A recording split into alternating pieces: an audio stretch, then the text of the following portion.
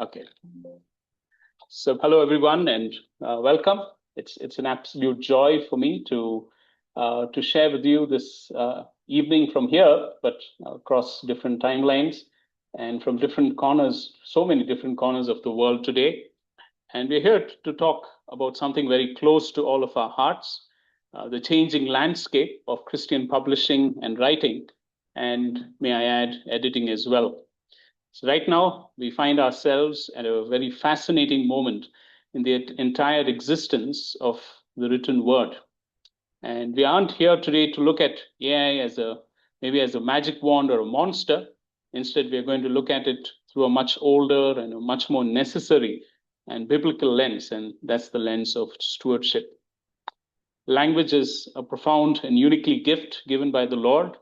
So how do we engage with technology that shifts by the day while protecting the soul, the truth, and the integrity of our words? And that's what we'll be looking at. So let's look at, first of all, the central paradox of today's publishing. If I asked you, for example, how many of us use AI in writing, in editing, and publishing processes, I'm sure a lot of us would raise our hands in agreement that we are already using AI. In fact, most of the images that you will be seeing in this presentation today, I have created using AI. So let's start by looking at what's actually happening across the publishing industry as a whole. In fact, the latest book industry study group data shows us something incredible. Nearly half of us are already using these tools in some capacity. And about the same percentage of our organizations, publishing houses, have integrated AI into them. But if you read between the lines of that data, there's a collective uneasiness. The numbers tell us that we are adopting these tools far faster than we are becoming comfortable with them. And we feel a natural hesitation, I'm sure. And honestly, I feel that's a good thing. It means we care deeply about what we do. It means we know that a machine or AI can mimic a sentence, but it cannot share what comes from the creativeness that God has blessed us with. So our goal today is to look at that tension together and to find a grounded, principled, God-honoring way forward. What does this mean for us? Now let's think of it in two audiences. Maybe one, the megaphone, and the other one is the gatekeeper. In fact, this tension that I was talking about, it splits a community into two different roles. On one side, we have the writers, many writers, publishers who are often using AI as a megaphone. What are they trying to do? They're trying to handle the sheer volume of marketing copy, of titles, and metadata. On the other side, our libraries, our editors, copy editors are stepping up as gatekeepers. And I can say that as an editor, the editing community is deeply concerned about an overwhelming flood of low quality or even shallow machine content that's entering into the spaces that's meant for learning and discovery. So when we look at this as stewards, we realize that our job isn't just to produce more and to take care of what has been produced. Our responsibility is to take care of the entire system, ensuring that whatever we send out into the world is worthy of a reader's time, attention, and trust. And more than all of these things, does our using of AI bring glory to God? That's an important question. And look at this. AI is a compass and not the captain. So how do we navigate this new terrain without losing our way? Let's use a simple rule of thumb. Technology can be an amazing compass, but it is a terrible captain. A compass can show you directions, it can lay out structures and linguistic patterns, but it has no idea why the journey matters. It completely lacks discernment. both the spiritual and emotional wisdom to know what is true, what is good, and perhaps what will heal or comfort a reader's heart. The moment we hand over the captain's wheel over to an algorithm, our work loses the orientation, the true north that we need to have. And so to keep our focus steady, let's look at a practical traffic light boundary system, I call it, and we can use this perhaps in our daily work. How does this look like? Think of this as a gentle way to protect your creative integrity. The green light tasks are all about the heavy lifting of organization.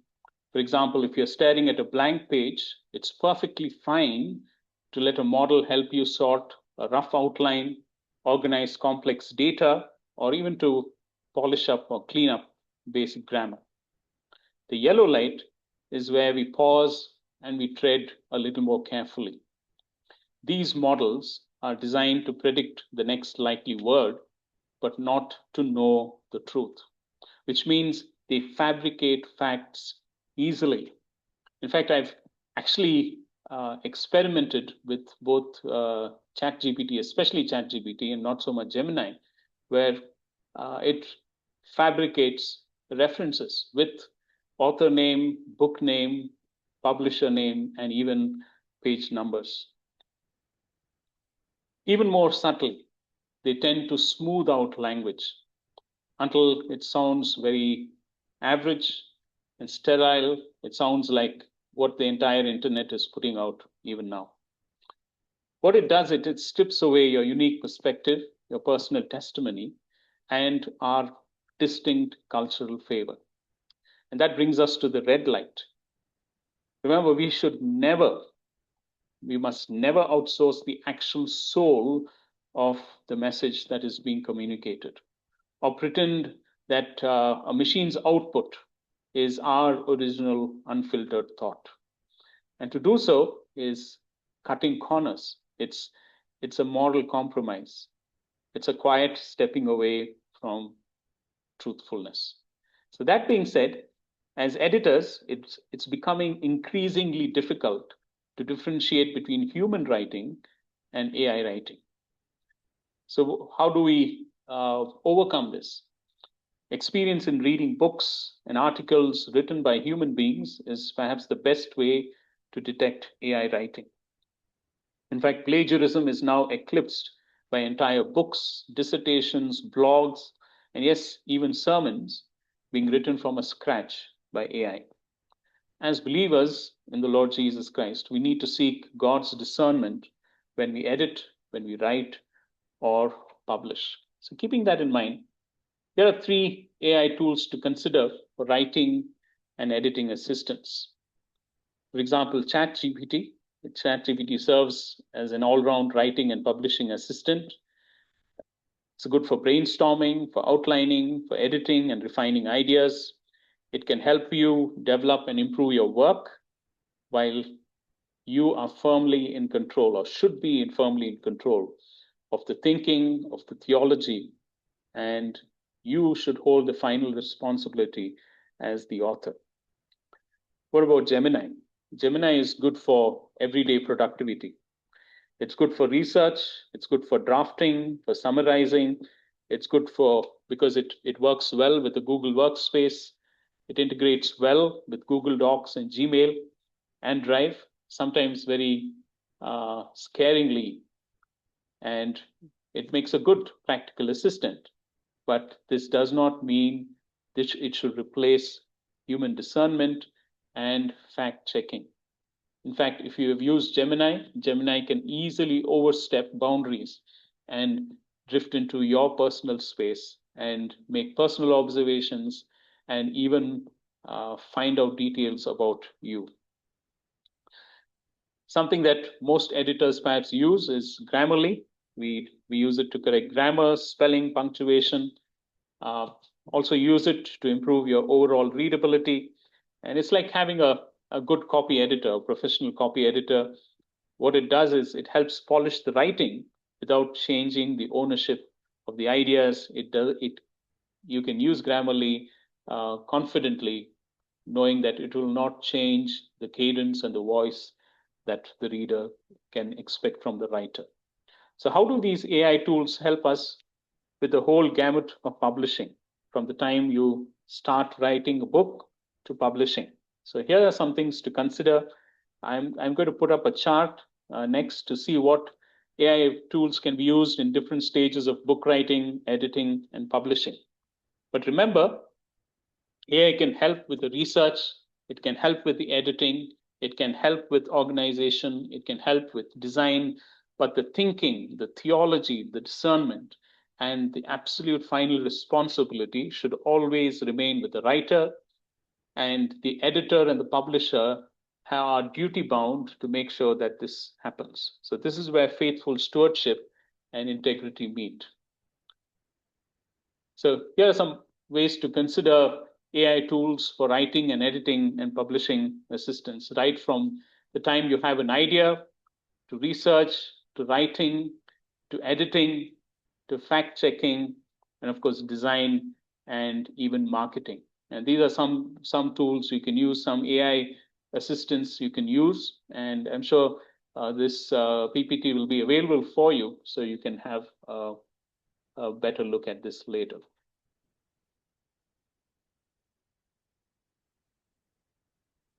So how do we navigate AI?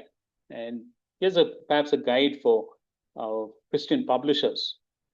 When do we choose to use tools? And when we do choose to use tools under the green light, our approach needs to be incredibly intentional.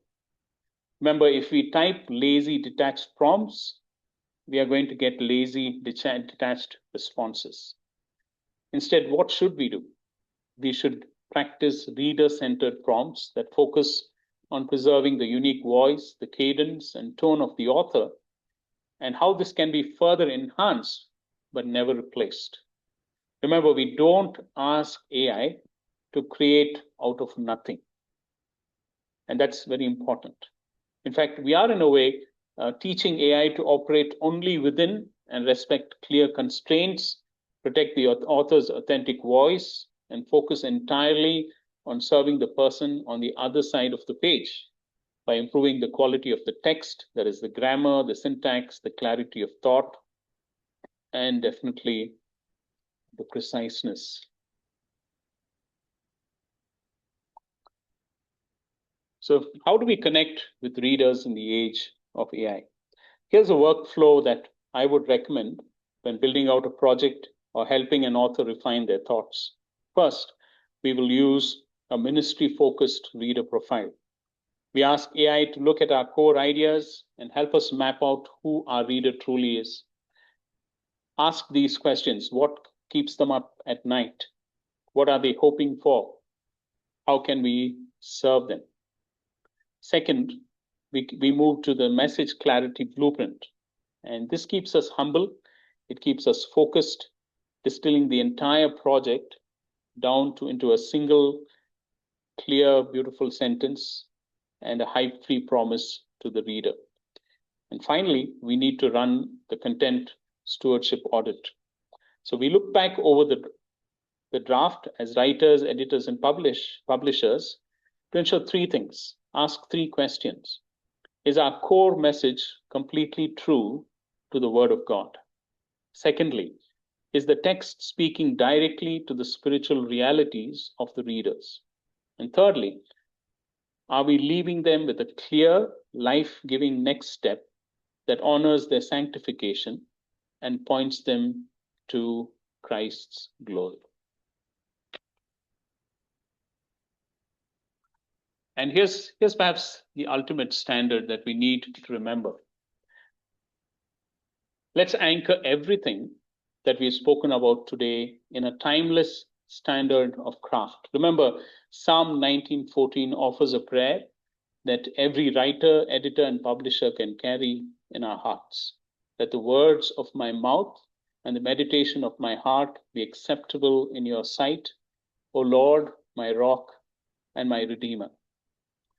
Friends, our systems will change. Algorithms will keep updating week after week, and industry lines will keep climbing charts. But our true calling remains absolutely steady. We are called to be faithful stewards of the words we are giving. We need to ensure that they are crafted with a clean conscience, with empathy, and an unwavering commitment to truth, the truth, that is Christ our Lord, and how that truth is communicated with clarity through the words we write, we edit, and publish. So thank you so much for your time. I would love to hear your thoughts and your questions. Over to Heather.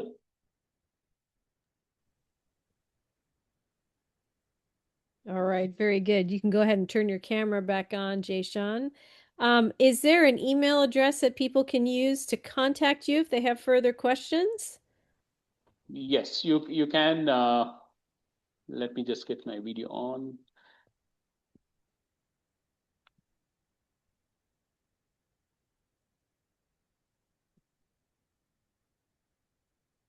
I'm not so used to Zoom.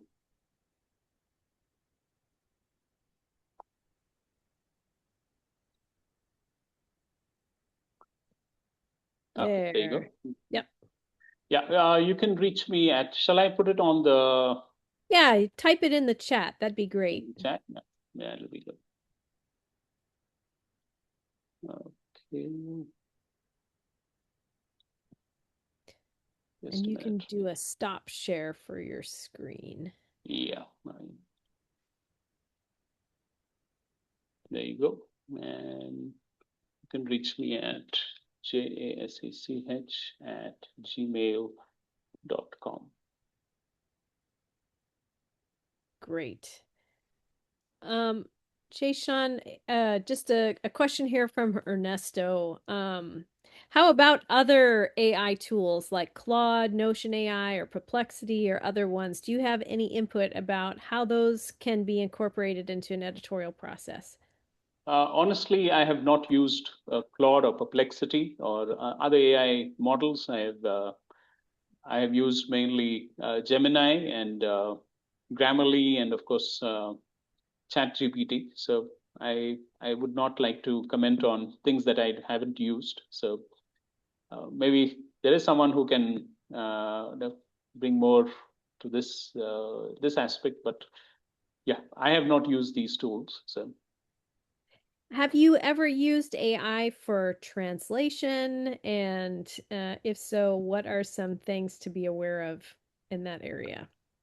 I have used AI to translate into some Indian languages, especially a language I am learning. But what I have found is if AI doesn't have enough of data on that language, it mistranslates. So we do need to be careful. If there is a large enough data set for AI to use, if if it's a popular language or a language that's spoken by more people, I think it has access to more tools. But I think human checking is very, very important. So Great. I'm just scanning over these. We have a comment here from Elizabeth. She just says this is very important for us to know how to work with AI. There are so many conflicting opinions that make us doubt or feel guilty about using these tools. A question here from Philip. He says, is Grammarly good in all languages, or what languages does Grammarly focus on? I have focused on using Grammarly only in English. So in fact, uh, in English, I think Grammarly is a very good tool to use, but I have not used Grammarly in other languages. So Elizabeth says, I use AI for translation only to make it as clear as possible, but we need to keep a critical eye because it doesn't always translate what the original is saying. Yeah, I agree. yeah, I agree with that. In fact, in India, the Bible Society of India has experimented with AI in Bible translation, Mm-hmm. and they have found an accuracy rate of 90%. But at the same time, the human element cannot be removed from that process at all. In fact, it should not be. Yes. 10% is a significant lack of understanding as Yeah, well. especially, yeah, Yep. Yep. especially in but keeping in mind translation can take 10 to 20 years. Yeah. From Philip, he says, could you comment on the use of AI generated summary of a concept in one's manuscript? For example, a reframing of a Puritan's quote in modern English. Is it okay to use it when citing it in your footnote or endnote? I think it should be okay as long as you make sure that it's acknowledged that it is AI translated or AI summarized by AI. As long as you acknowledge it, I think people should be aware that you have used, and let your reader decide whether they're okay with that or not. So. Rick asks, have you used AI to produce questions or study guides to your original source material? I have done that for Bible studies, yes.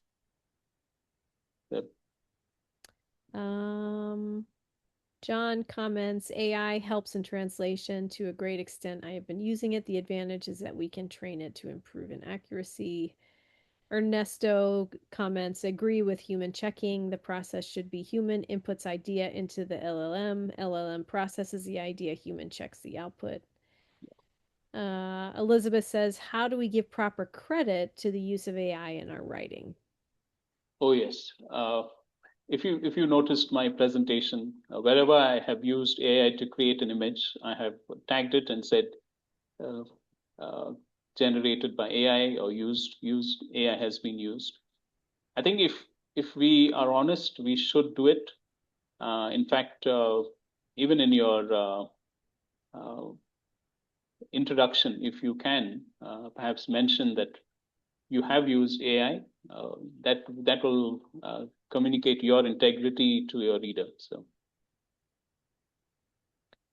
I think most of these questions that came in ahead of time were answered, but let me, Paul asks, what is the long-term trade-off with increasing our use of AI, and why should we avoid using AI to do thinking for us versus like what are the rewards, the risk versus rewards? I think two things to think of. Creativity and original thinking has to rest with the human. We can never give that over. But the mundane tasks, tasks of, I say hesitation, but yeah, editing is one aspect that AI can really help with. Outlining, summarizing, even abridgment is something that AI can help with. AI in our generation has come to stay. How do we help our students to be faithful in research and use their brains? That's the bane of education now. One of the things I do is I do library edit of PhD dissertations, and over the past 2 years, at least 4 or 5 PhD candidates have not graduated because of dishonest use of AI, and that is sad. That is sad, and students must be trained in the proper use of AI, in the ethical use of AI, I must say. It's good. Let me just make sure I'm not missing anything.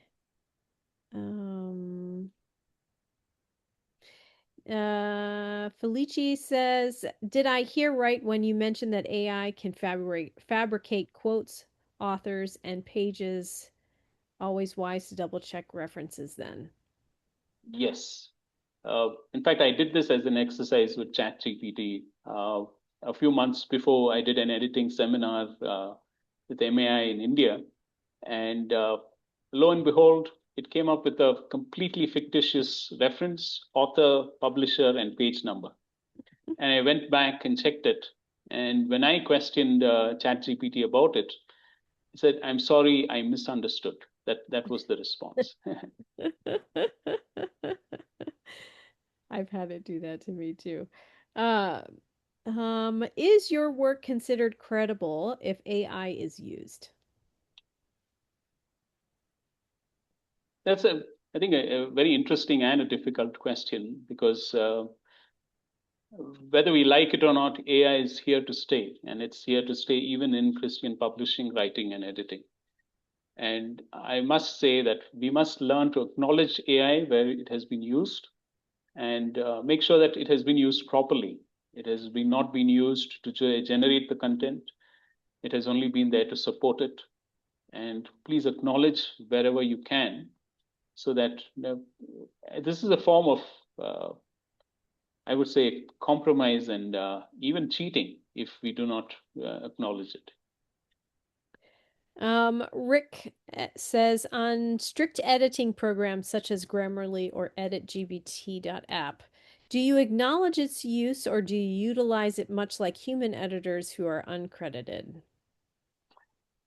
Ah, yeah, as long as you have not asked AI to alter the content of your writing, and you have only used it for grammar, for language, and for the mundane tasks, it's okay to treat it like a human editor. We don't get credited in the 40 plus books I have edited. My name appears only twice, so that should be okay. Yeah. Tim said, I had an experience where AI credited me with writing a book, giving it a title, but I never wrote that book. I had written a similar book, and it took that information and invented a new book. Yeah. It's Uta mentions AI could steal data, manuscripts, ideas. What do we do about this? I think you need to make sure that once you have used AI, to also ask it to clear your data. Sometimes it can build an entire portfolio of you, and very soon access other aspects of you.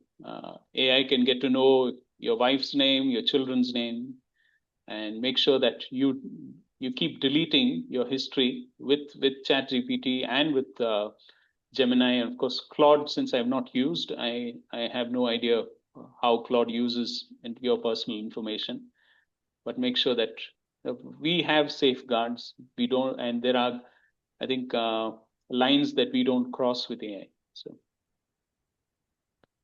Yeah, I think I have the professional account with ChatGPT, and it will allow me to erase my history, so that is really helpful. Um, Edith asks, how do I, as a reader, detect incorrect use of AI?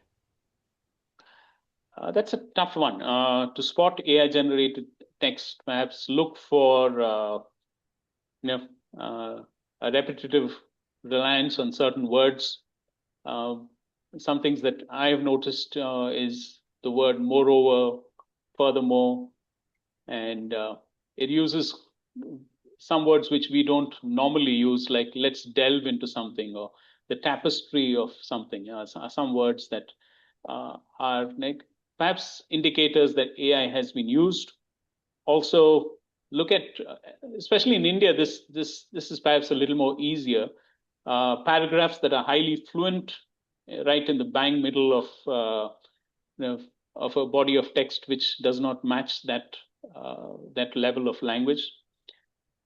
But look for a lack of depth. Look for a lack of the human voice. So ultimately, rather than relying on just AI detectors, perhaps it's the most simplest version would be go to the documents version history. You can see where massive, copy and paste things have happened, and let's focus on validating the citations. Go to the source of the citations. Like, explore, if go and find out if that book is actually there, and if a book like that has been written, if something has been cited. Yes. Ernesto comments, if I'm not mistaken, the free versions are the ones that use the data we feed them. That's correct. And so That's sometimes correct. you have to pay that subscription fee in order to be able to erase your history. Uta's asking, how can you clear Gemini if it's connected with your Google account? Is there a way to do that? Uh, Honestly, I have not explored this, but yeah, this is something that perhaps even I will explore and perhaps if somebody asks me if I have found out something, I will share it with them. Yes. Any perspective on Copilot? That's the AI assistant with Microsoft. I have not used it, so I cannot comment on what I have not used. I'm sorry. Kim asks, do you use different AI platforms to check or critique each other's work?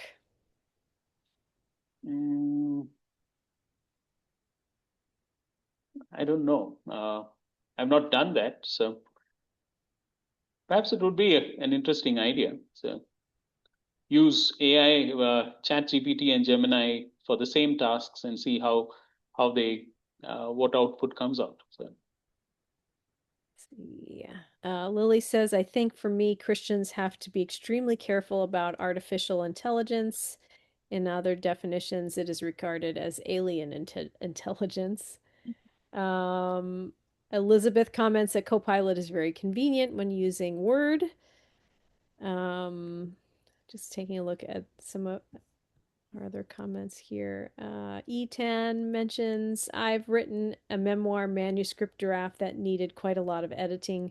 Have always used ChatGPT, but when I asked it to edit, it changed my voice through though the content remained. Would you recommend I use Gemini as an editor and it won't alter my voice as you mentioned earlier? I think both with ChatGPT and Gemini, your prompt has to be as clear and detailed as possible. So if you make sure that your prompt tells the AI to make sure that you don't alter the voice, don't change the language, don't change the perspective, it will remain within the constraints. Otherwise, it will go all over the place. So yeah, make sure that you spend a lot of time on your prompt to make sure that it doesn't change your work. Do you have any sources that you go to see examples of good prompts? So far, I've worked on my prompts alone. I take time to frame my prompts in Microsoft Word before I input it into either Gemini or ChatGPT. So sometimes my prompts are a page long. Wow. What are some of the different qualities of those prompts then? Do you include, go ahead, share what are some of the qualities of a page-long prompt?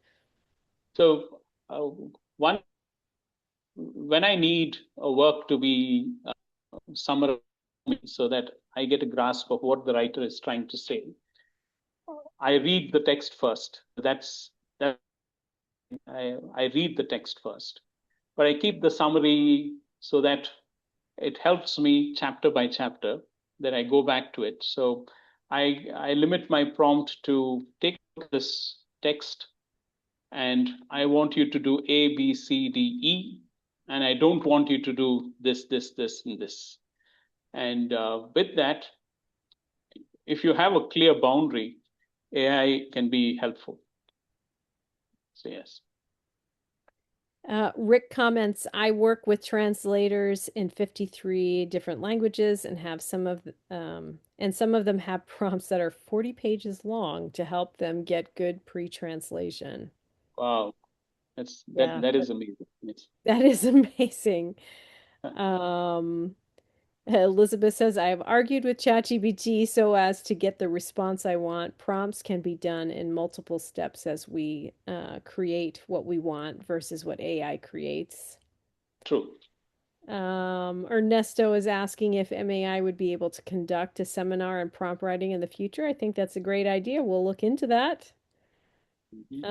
Tim has commented last year at the Global Christian Publishing Symposium, most of the publishers felt that AI was fine to use for creating a subject index or initial translation into another language, but not much beyond that. Yeah.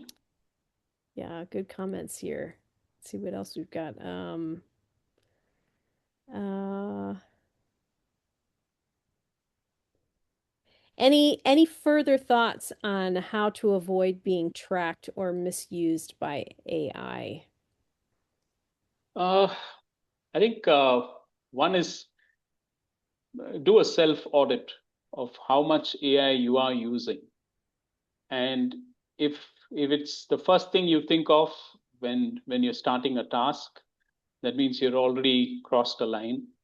And make sure that you do your work first, and whether it's as a writer or as an editor. If you have not read the work that you are going to edit, if you have not written the work that you are asking AI to edit for you or to refine for you, then I think your reliance on AI is at an unhealthy level, and it needs to, I think, uh, try try working without AI for a while, and don't use it as the first instance thing. Uh, it's similar to how we learned languages. Uh, if we have learned Greek, the temptation is to reach out to the dictionary first, but rather than learning and keeping it in memory. And I think these are some things that we need to definitely keep in mind.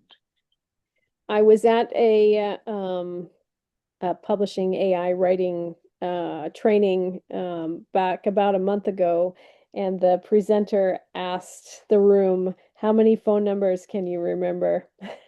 That's a good And, one. and asked how many of you can remember more than two phone numbers, and there were not very many hands. Wow. And then just asked, 10 years ago, how many phone numbers did you remember? That, that is true. It is true. That is true. Yeah. I mean, I remember when I was growing up, I knew lots and lots of phone numbers, Yeah. but now I don't know very many because they're all on my phone. Another person is Kim has commented with Claude Cowork, which is a new kind of iteration of Claude. You can have projects with specific instructions that apply to every project, so you don't need to repeat so much of your prompt each time because it remembers your approved parameters for things. It's really helpful. Um, Megan is asking, what can you say about the ethical implications of the impact of AI use on the environment? Oh, I agree. I agree. One way, perhaps, to deal with this is to use AI only when it's absolutely necessary. Perhaps treat AI as a very expensive assistant rather than bombard AI with frivolous questions.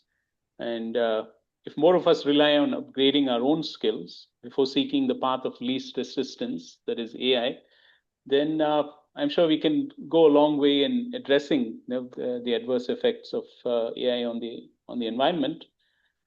But at the same time, AI is here to stay, so we can't avoid it, but we can definitely steward it, I guess. Yeah. Yeah, that's great. Another comment from Ernesto. He agrees with Kim. You can create agents and thinking partners in Claude. Yeah, Claude has a lot of Mm-hmm. new interesting tools to use. Um, Jaichand, is there anything further you would like to add before we finish our time? I think well, I would perhaps go back to one central thing, and that is my use of AI glorifying our Lord Jesus Christ? I think that's the central question we need to ask every time we edit or write or publish using AI. And if the answer to that question is a hesitation, don't go there. But if you're clear in your conscience about that answering that particular question, I think we will be safe in how we use AI. That's great. Thank you very much, Jaichand. I think we're ready to roll our closing slides, Mia.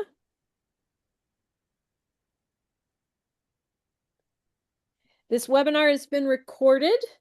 All registered participants will receive a link to the recording today, and it will soon be posted to the MAI YouTube channel, which is MAILITTWORLD at MAI Lit World.